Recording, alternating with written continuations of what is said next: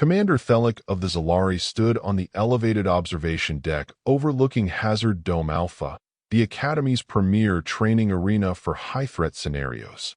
His antlers were rigidly upright in the stance of authority, but a subtle quiver betrayed the mounting pressure from above.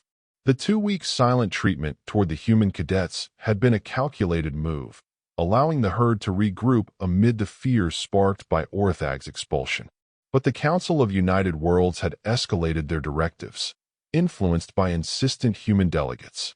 The integration treaty was ironclad. Ostracism was unacceptable. The white girls must be treated as equals, or the experiment would be deemed a failure, with implications Thelic preferred not to contemplate from the species that had discreetly averted galactic catastrophes. He had called the humans to the dome for an emergency advanced simulation, pulling in the full cohort. The pretext, a Level 4 multi-threat drill involving seismic disruptions, toxic gas releases, predatory fauna simulations, and structural collapses. It was demanding enough to mask his true intent, forced reintegration, while testing the humans' rumored capabilities. Thelic entered the central comms booth as the 10 pale females arrived. Their steps were meticulously measured, as if navigating a minefield rather than a station deck, a holdover from their low-grav training, he suspected. "Cadets," he broadcast over the dome-wide channel, his voice steady and resonant. "The exercise commences in 3 minutes. This is a cohort-wide simulation. Teams will be randomized, including human integration. No opt-outs." Unease hummed through the waiting students like a low-frequency vibration. The humans' isolation had become habit. Now, collaboration was mandatory. Reagan Hagen acknowledged with a curt nod. Her companions mirrored her composure. No defiance, just readiness. Thelic observed intently. Post-Orthag, he delved into the classified dossiers. What he found chilled him, a world where survival demanded unyielding strength. The question lingering, could the Academy withstand the truth? The klaxon blared. The ground shuddered violently. Fissures snaked across the terrain. Vents hissed, expelling plumes of yellowish mist, simulated toxic gases, calibrated to mimic level 4 volcanic outgassing. In the shadows, hollow predators materialized, sleek, Fong-equipped hunters with binocular vision and silent, stalking gaits, programmed to pursue and incapacitate cadets. Squad rosters illuminated on arm displays. The humans dispersed among groups. Taylor Hagen joined a squad with 2 skittish Yakinans, a moist-skinned Amphory, and a Digitin collective, 5 tiny 5 centimeters robotic units sharing one sentience. Their 6 appendages each whirring in synchronized caution. The team advanced along a simulated ravine. The Yakinan's bioluminescence flickered erratically, betraying fear. The Amphory trailed mucus and stress. The Digitin units projected a faint holographic overlay for coordination, their small forms scuttling like mechanical insects. A seismic wave struck. The ravine wall fractured, hurling debris downward. Boulders careened toward them. The Yakinans scattered in panic. The Amphory froze, tendrils retracting. The Digitin units' holograms glitched in alarm, their tiny bodies unable to shift the mass. Taylor acted instinctively. She braced and intercepted the lead boulder, a massive chunk equivalent to a transport pod. To the aliens, it was lethal. To her, forged under Earth's crushing gravity, manageable. Muscles tensed from New Oregon logging hauls, she pivoted and heaved, diverting the rock into the opposite cliff with a thunderous crash. The squad gaped. She panted slightly, but waved them on. Gas incoming. Move. They complied, overriding fear. Elsewhere, the simulation intensified. Reagan's team encountered a predator pack, 3 hulking hollow beasts with razor claws and predatory patience, circling with calculated menace. Her Zalari teammate raised antlers defensively, a futile gesture. Reagan interposed herself, stance wide. The simulations hesitated, AI recalibrating for the unrecognized threat level, then retreated, prey algorithms deeming her apex override.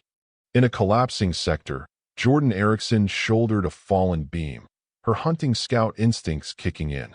She hoisted an injured Mechari cadet, modular robotic form sparking, and carried him to safety, mimicking animal herding from Deep South Echo. Brooke Larson dashed through a crumbling tunnel, her Texan rodeo agility shining. She snagged 2 Froath cadets by their tendrils, dragging them clear as the ceiling caved. But the true test came with the gas. A major vent erupted, flooding a central chasm with dense, sulfur-laden mist. The toxin was engineered as a concentrated irritant, akin to pepper spray amplified with volcanic sulfur compounds. To GU species, it was debilitating, burning membranes, inducing paralysis, simulating level for lethality. Kendall Sorensen's squad was trapped on the edge. Her Avaranian scout wheezed, crests wilting. A Centauri cadet, a cluster of small robotic chassis, each 5 centimeters tall with 6 appendages, projected a holographic distress field, their bodies convulsing from the vapor's corrosive effects on circuits. "We can't cross," the Avaranian gasped. "It'll kill us," Kendall assessed. The gas stung her eyes, throat burning like a bad habanero binge on Venus Vale. Unpleasant, sure, but not deadly. Human lungs, accustomed to Earth's volcanic epochs and industrial hazes, filtered it as irritant, not poison. "Stay here," she said, voice hoarse but firm. "I'll scout a bypass." She plunged in. The mist enveloped her, visibility dropping to 0. Tears streamed, but she pressed on, pilot training kicking in, navigating by feel and memory.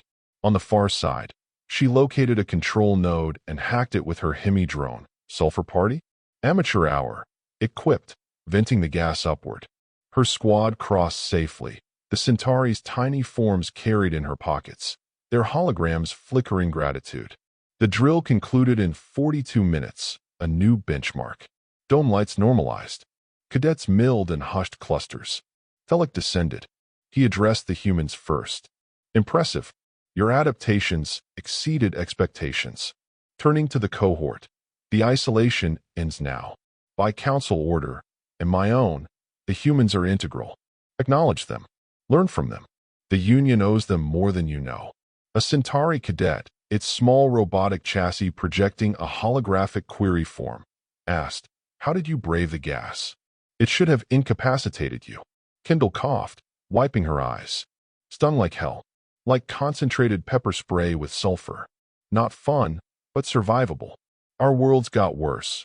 Volcanic vents, industrial fogs. We adapt." An Amphory queried, "And your strength?" "The predators fled you." Brooke shrugged. "Even our prey are dangerous. Everything on our world's built for survival. Public ratings level 7, but it's no paradise." Murmurs spread, respect mingling with lingering awe. Clarke nodded. "Protocols will adjust.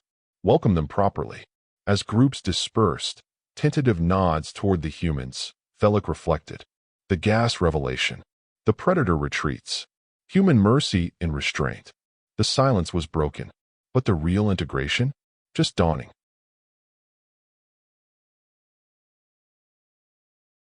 Many thanks to channel member Grump Rabbit for making this video possible.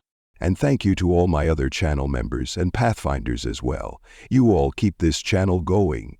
If you'd like to become a member, please be sure to do so and gain access to some awesome exclusive perks.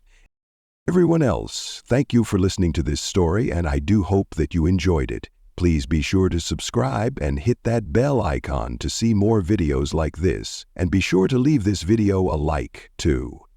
Channel memberships, super thanks, merch purchases, and even book purchases, our links to our books are in the description section below, are a great way to keep this channel going, and they help us afford to make better videos too. Partner with us as we grow into one of the best sci-fi channels on YouTube and beyond.